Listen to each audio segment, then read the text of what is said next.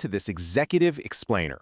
So, if you're a CEO, general counsel, or a private equity professional, you already know that Brazil represents a market of absolutely immense opportunity. But, let's be real, it's also a landscape of significant legal and regulatory complexity.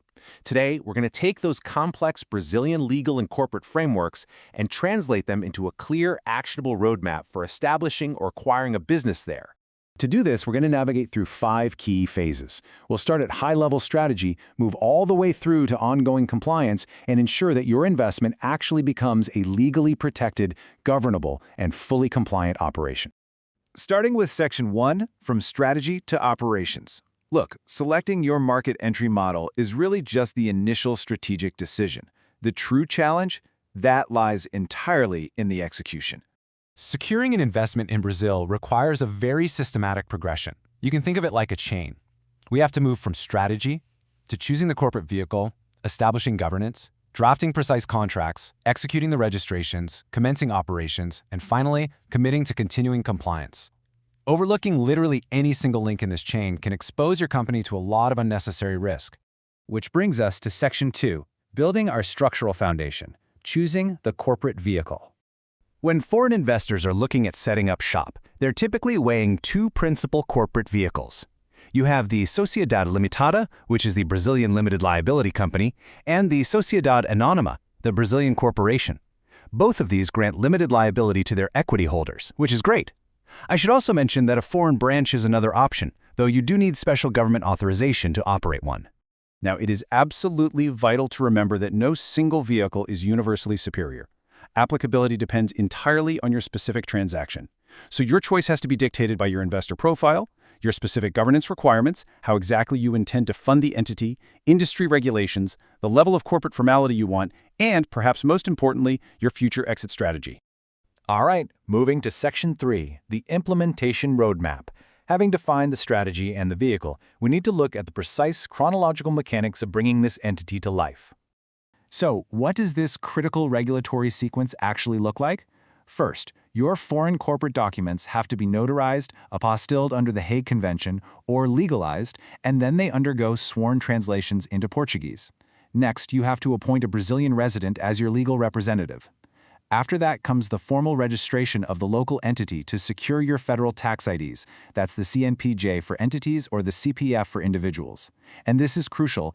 Any foreign direct investment of $100,000 or more requires formal registration with the Central Bank of Brazil. After all that, you handle the tax, labor, and compliance arrangements, and secure any of those sector-specific operating licenses you might need. Okay, let's advance to Section 4, contractual protections and entry. So once your vehicle is legally registered, it needs a shield. And that contractual framework is going to look drastically different depending on your entry model.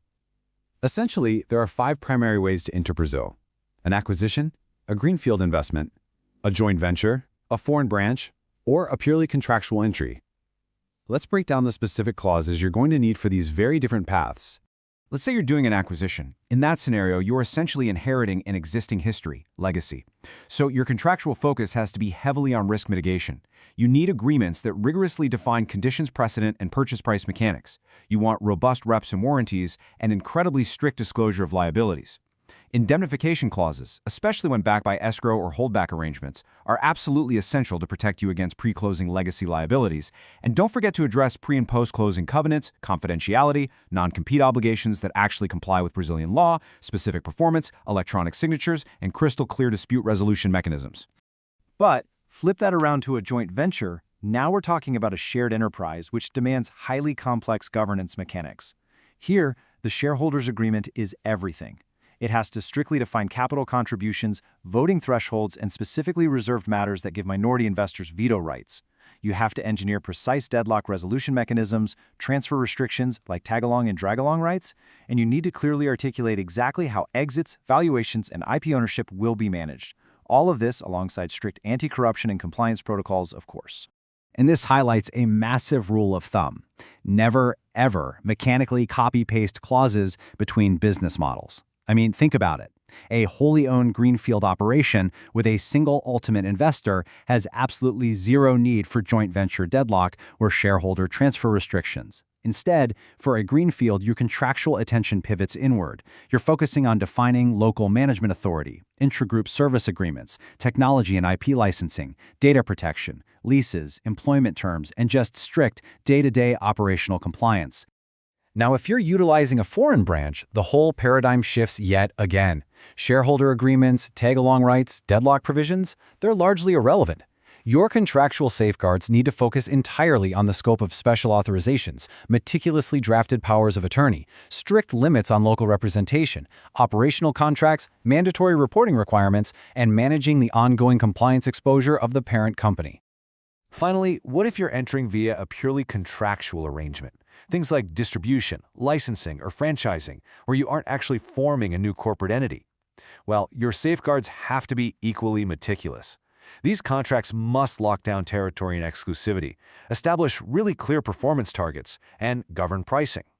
Crucially, they need to protect your intellectual property, secure your audit rights, mandate data protection compliance, and leave no ambiguity around the contract's duration, renewal terms, consequences of default, and post-termination obligations. Which brings us to Section 5, Continuing Corporate Regulatory Compliance.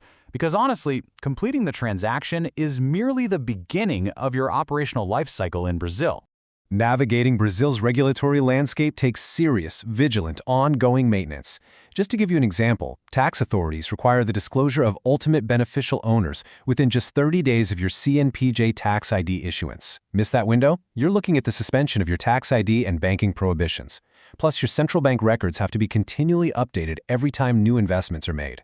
You also have to maintain strict adherence to Brazil's highly complex tax regimes, the very protective labor laws, data protection requirements, and you have to ensure all those sector-specific operating licenses stay properly renewed.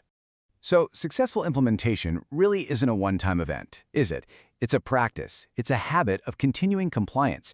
As you finalize your strategic blueprint, just keep in mind that the applicability of everything we've discussed depends entirely on your unique negotiating position, your specific industry, and the exact laws in play.